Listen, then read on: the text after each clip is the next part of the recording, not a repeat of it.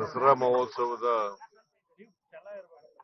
ಕೊನೆಯ ದಿನ ಅಂದ್ರೆ ವಿಜಯದಶಮಿಯ ದಿನ. ಈ ಸಾರಿ 10 ದಿನಗಳ ಬದಲು 11 ದಿನಗಳು ವಿಜಯದಶಮಿ ಆಗಿದೆ. ಅದು ಶಾಸ್ತ್ರದ ಪ್ರಕಾರ ಆಗಿರತಕ್ಕಂಥದ್ದು. ನಾನು ರಾಜ್ಯದ ಜನತೆಗೆ, ನಾಡಿನ ಜನತೆಗೆ ದಸರಾ ಮಹೋತ್ಸವದ ಶುಭಾಶಯಗಳನ್ನು ಕೋರ್ಲಿಕ್ಕೆ ಬಯಸ್ತಾ ಇದ್ದೇನೆ.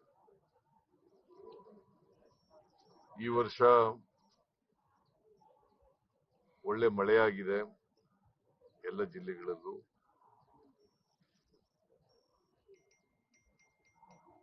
ಎಲ್ಲ ಜಲಾಶಯಗಳು ತುಂಬಿದಾವೆ. ಉತ್ತಮ ಬೆಳೆ ಬಂದಿದೆ.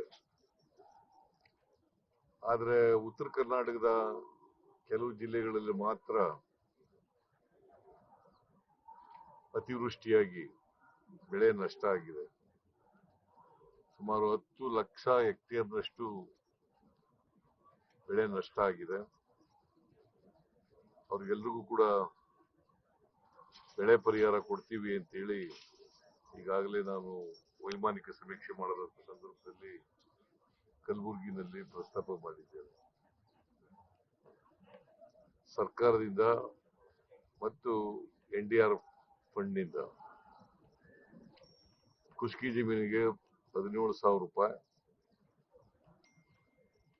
ನೀರಾವರಿ ಜಮೀನಿಗೆ 17,500 ರೂಪಾಯಿ ಮತ್ತು ಬಹು ಬೆಳೆ ಬೆಳೀತಕ್ಕಂಥ ಬೆಳೆಗಳಿಗೆ 31,000 ರೂಪಾಯಿ ಕೊಡ್ತೀವಿ ಅಂತಕ್ಕಂಥದ್ದು ಒಂದು ಹೆಕ್ಟೇರ್ಗೆ ಕೊಡ್ತೀವಿ. ಆದರೆ ಹಳೆ ಮೈಸೂರಿನಲ್ಲಿ ಅಷ್ಟೊಂದು ಬೆಳೆ ಹಾನಿ ಆಗಿಲ್ಲ. ಒಟ್ಟು ರಾಜ್ಯದಲ್ಲಿ 10 ಲಕ್ಷ ಹೆಕ್ಟೇರ್ ಪ್ರದೇಶದಲ್ಲಿ ಬೆಳೆ ಹಾನಿ ಆಗಿದೆ. ನಾವು ಇನ್ನು ಜಂಟಿ ಸರ್ವೆ ಮುಗ್ದಿಲ್ಲ ಪೂರ್ಣವಾಗಿ. ಯಾಕಂತಂದ್ರೆ ಮಳೆ ಬೀಳ್ತಲೇ ಇರೋದ್ರಿಂದ ಜಮೀನುಗಳಲ್ಲಿ ಸರ್ವೆ ಮಾಡಕ್ಕಾಗದೇ ಇರುವಂತ ಪರಿಸ್ಥಿತಿ ನಿರ್ಮಾಣ ಆಗಿದೆ. ಹಾಗಾಗಿ ನಾವು ಎಲ್ಲ 10 ಲಕ್ಷಕ್ಕೂ ಕೂಡ ಬೆಳೆ ಪರಿಹಾರನ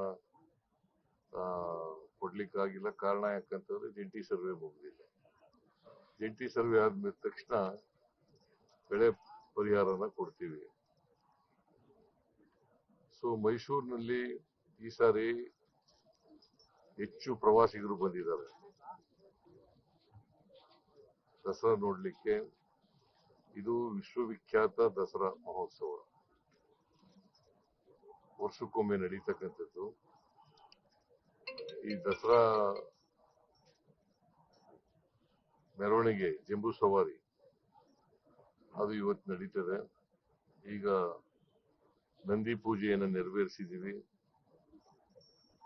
ಇದಾದ್ಮೇಲೆ ಮೆರವಣಿಗೆ ಪ್ರಾರಂಭ ಆಗ್ತದೆ. ಆಮೇಲೆ ಅಂಬಾರಿ ಮೇಲೆ ಚಾಮುಂಡೇಶ್ವರಿ ತಾಯಿ ಪ್ರತಿಮೆ ಬರ್ತದೆ. ಅದಕ್ಕೆ ಪುಷ್ಪಾರ್ಚನೆ ಮಾಡ್ತೀವಿ. ಎಲ್ಲ ಪ್ರವಾಸಿಗರಿಗೆ ನಾನು ಸರ್ಕಾರದ ಪರವಾಗಿ ನನ್ನ ವೈಯಕ್ತಿಕವಾಗಿ ಹೃತ್ಪೂರ್ವಕವಾದಂತ ಸ್ವಾಗತವನ್ನ ಕೋರ್ತಾ ಇದ್ದೇನೆ.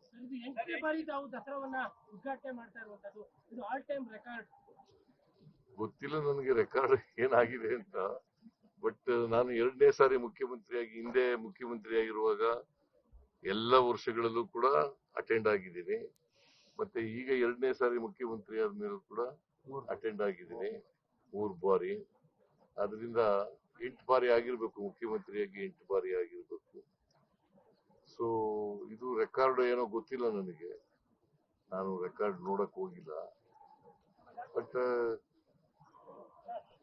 ಜನರ ಆಶೀರ್ವಾದ ಇರೋದ್ರಿಂದ ಇಷ್ಟು ವರ್ಷ ಮುಖ್ಯಮಂತ್ರಿಯಾಗಿ ದಸರಾ ಮಹೋತ್ಸವವನ್ನು ಆಚರಣೆ ಮಾಡ್ತಕ್ಕಂಥ ಸೌಭಾಗ್ಯ ದೊರೆತಿದೆ.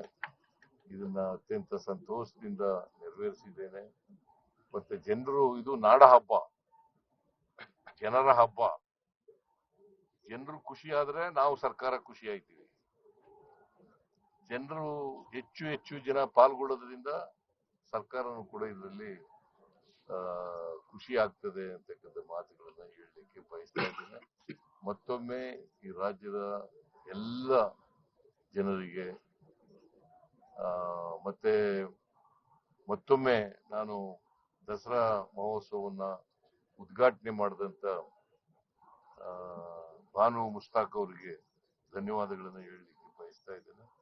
ಈ ಸಾರಿ ಯಾವುದೇ ಅಡೆತಡೆಗಳಿಲ್ದೇನೆ, ಯಾವುದೇ ಅನಾಹುತಗಳಿಲ್ದೇನೆ ನಡೆದಿರ್ತಕ್ಕಂಥದ್ದು ಬಹಳ ಸಂತೋಷ.